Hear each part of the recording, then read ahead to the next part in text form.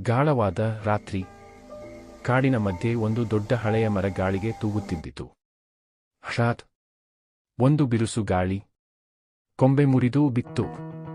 ಅಯ್ಯೋ, ನನ್ನ ಗೂಡು ಹಾಳಾಯಿತು. ಹೊಸ ಜಾಗ ಬೇಕು. ಗೂಬೆ ಎಚ್ಚರಿಕೆಯಿಂದ ಹೊರಗೆ ಹಾರಿತು. ಇನ್ನೊಂದು ಸುರಕ್ಷಿತ ಸ್ಥಳ ಸಿಕ್ಕಲೇಬೇಕು. ಅದು ಮೊದಲಿಗೆ ಒಂದು ಬಾಳೆಗಿಡದ ಮೇಲೆ ಇಳಿದಿತು. ಕೆಳಗೆ ಹಾವು ಸರಿಯುತ್ತಿದ್ದಿತ್ತು. ಇಲ್ಲ ಇಲ್ಲ, ಇಲ್ಲಿ ತುಂಬಾ ಅಪಾಯ. ಮತ್ತೆ ಅದು ಒಂದು ದೊಡ್ಡ ಬಂಡೆಯ ಮೇಲೆ ಕುಳಿತು ನೋಡಿತು. ಬೆಳಗಿನ ಬಿಸಿಲಿನ ತಾಪ ಕಲ್ಲನ್ನು ಬಿಸಿ ಬಿಸಿ ಮಾಡುತ್ತಿತ್ತು. ಅಯ್ಯೋ, ಇಲ್ಲಿ ತುಂಬಾ ಬಿಸಿಯಾಗಿದೆ. ಇದು ಆಗೋದಿಲ್ಲ. ನಂತರ ಅದು ಒರಟಾಗಿ ನಿಂತ ಮರಕ್ಕೆ ಹತ್ತಿತು. ಗಾಳಿ ಬೀಸುತ್ತಿದ್ದುದರಿಂದ ಮರ ತೂಗುತ್ತಿತ್ತು. ಇಲ್ಲಿ ಗಾಳಿ ಬರ್ತಿದ್ರೆ ಗೂಡು ಬಿದ್ದು ಹೋಗಬಹುದು. ಬೇಡ.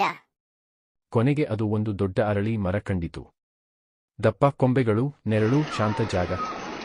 ವಾ, ಇದು ಚೆನ್ನಾಗಿದೆ. ಪರೀಕ್ಷಿಸೋಣ.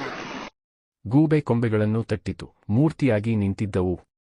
ಅದು ಕೊಂಬೆಗಳು, ಎಲೆಗಳು, ಹುಲ್ಲು ಎಲ್ಲಾ ತಂದು ಗೂಡನ್ನು ಕಟ್ಟತೊಡಗಿತು.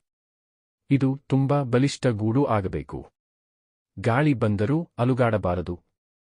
ಅಂತೂ ಗೂಡು ತಯಾರಾಯಿತು. ಮತ್ತೊಮ್ಮೆ ಗಾಳಿ ಬಂತು. ಆದರೆ ಗೂಡು ಅಲುಗಾಡಲಿಲ್ಲ. ಓ, ಈಗ ನಾನು ಸಂಪೂರ್ಣ ಸುರಕ್ಷಿತ. ಇದು ನನ್ನ ಪರಿಪೂರ್ಣ ಹೊಸ ಮನೆ. ಸೂರ್ಯೋದಯದ ಬೆಳಕಿನಲ್ಲಿ ಗೂಬೆ ಸಂತೋಷದಿಂದ ನಗುತ್ತಾ ಕುಳಿತಿತು. ತಾನು ಕಟ್ಟಿದ ಹೊಸ ಗೂಡಿನ ಮೇಲೆ ಹೆಮ್ಮೆಯಿಂದ ಕಣ್ಣು ಮಿಟುಕಿಸಿತು.